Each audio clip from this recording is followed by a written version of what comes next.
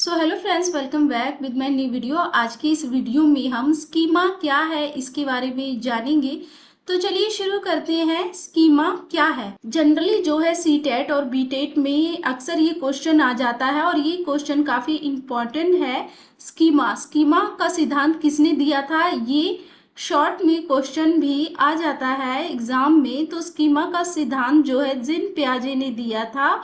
और साधारण शब्दों में स्कीमा को समझे तो हम कह सकते हैं कि पूर्व जानकारी को वर्तमान जानकारी के साथ जोड़ना स्कीमा कहलाता है। यानी कि जो हमें पहले से जानकारी है उसको जो अभी हमें जानकारी हो रही है उसके साथ जोड़ना स्कीमा कहलाएगा। दूसरे शब्दों में यानी कि हम दूसरे तरीके से स्कीमा के बारे में ये भी कह सकते हैं या फिर ये भी लिख सकते हैं एग्जाम में अगर स्कीमा आ गया तो कि सूचनाओं के ढांचे को स्कीमा कहते हैं।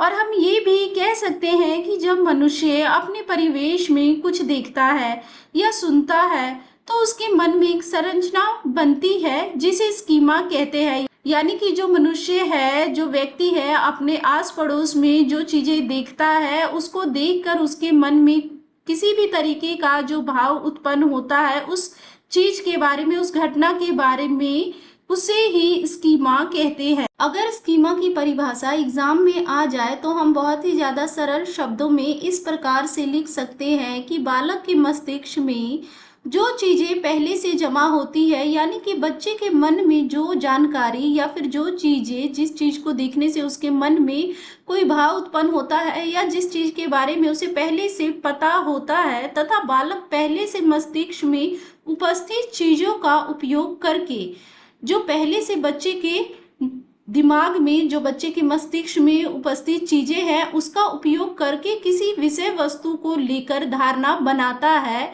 किसी विषय वस्तु को लेकर जो धारणा बनाता है तो इसे ही स्कीमा कहते हैं। इस तरीके से हम स्कीमा की परिभाषा बहुत ही सरल शब्दों में लिख सकते हैं। इस प्रकार हम एक बहुत ही ज्यादा साधारण उदाहरण के माध्यम से स्कीमा को समझ सकते हैं कि अगर कोई बच्चा किसी डॉग को यानी कुत्ते को देखता है और वह अपने पापा से पूछता है कि पापा यह क्या है, तो उसके पापा उसे बताते हैं कि यह एक डॉग है। लेकिन अगले ही दिन वह किसी बिल्ली को देखता है जिसे देखकर वह डॉग बुलाता है। तो अब हमें यह समझने की जरूरत है कि बालक ने कुत्ते को देखकर बिल्ली क्यों बुलाया या फिर उसके मस्तिष्क में किस प्रकार की भावना या फिर विचार उत्पन्न हुए जिस कारण उसने किसी डॉग को देखते हुए या फिर किसी बिल्ली को देखते हुए उसको भी डॉग करके संबोधित किया।